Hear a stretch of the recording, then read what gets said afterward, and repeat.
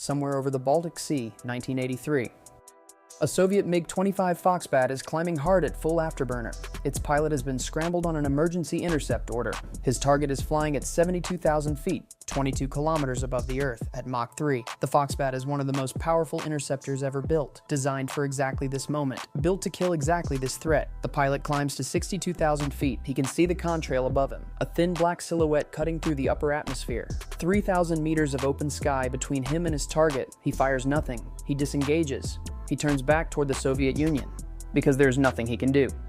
Over 4,000 missiles were fired at this aircraft across its career. Not one of them ever connected. This is the story of the SR-71 Blackbird, the spy plane the entire Soviet military tried to kill for 20 years, and couldn't.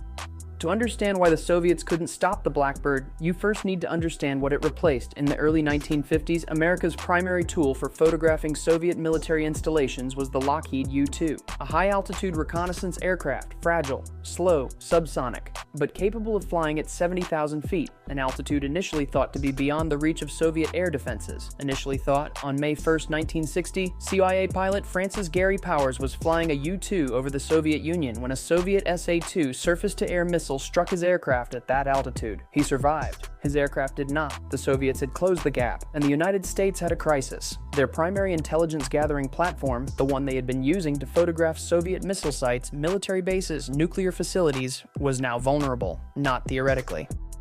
Proven. Something faster was needed, something faster than a missile, something that could outrun the physics of interception itself. That call went to one man and one team. Kelly Johnson was the chief designer at Lockheed's Skunk Works, a secret facility in Burbank, California, where engineers worked on classified aircraft behind locked doors and armed security.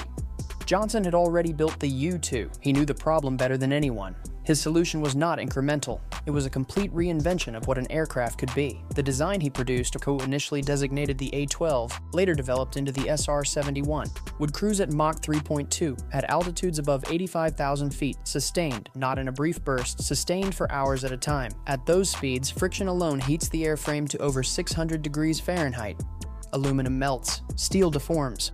The only material that could survive the thermal environment of sustained Mach 3 flight was titanium. Strong enough, light enough, heat-resistant enough to hold the aircraft together while the atmosphere tried to tear it apart. And here is where the story gets strange. In 1960, more than 80% of the world's titanium ore supply was located in one country, the Soviet Union. The United States needed Soviet titanium to build the aircraft designed to spy on the Soviet Union. So the CIA ran a covert procurement operation, purchasing titanium ore through front companies, fake businesses, and third-world intermediaries to quietly extract the material from their own adversaries' supply chain. The Soviets sold them the metal.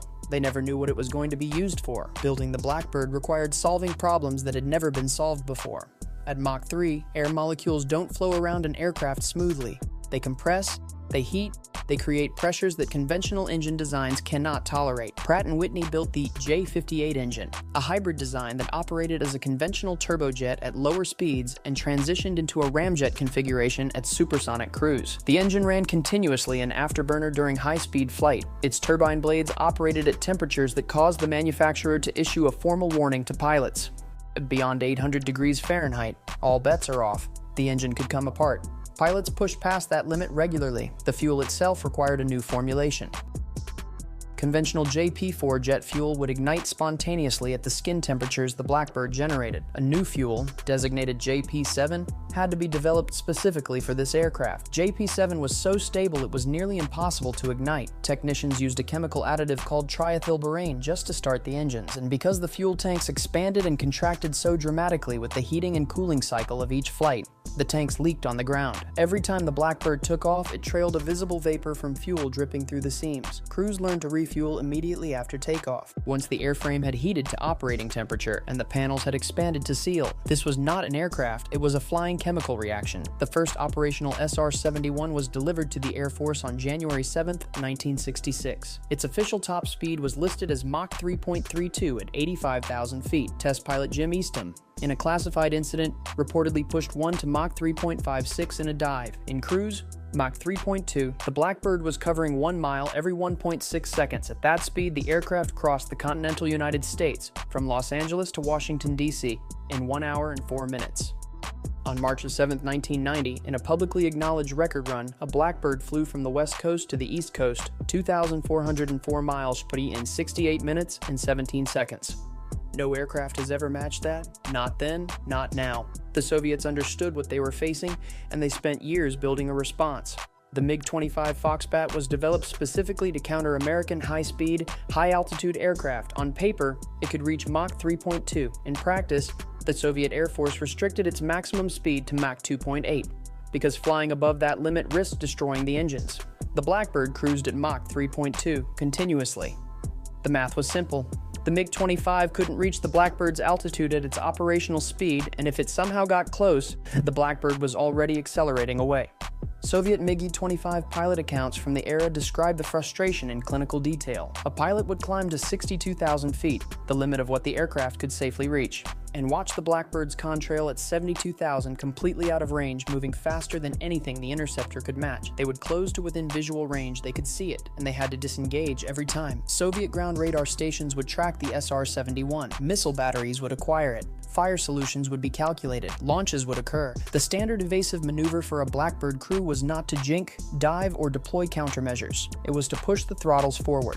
By the time a surface-to-air missile reached the SR-71's altitude, it had exhausted virtually all of its propellant just climbing.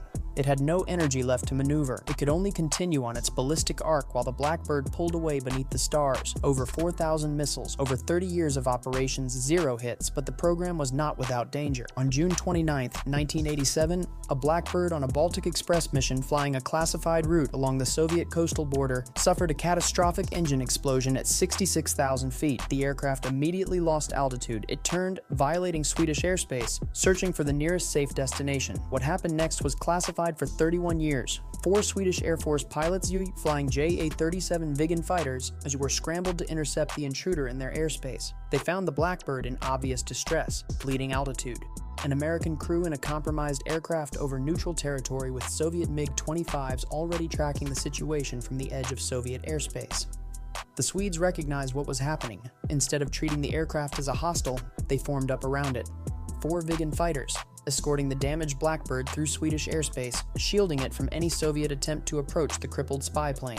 They flew that escort until the Blackbird reached NATO airspace over Denmark. American crews later confirmed if Soviet aircraft had attempted to engage the damaged Blackbird in those minutes, they could not have defended it. It was the Swedish Air Force that kept that crew alive.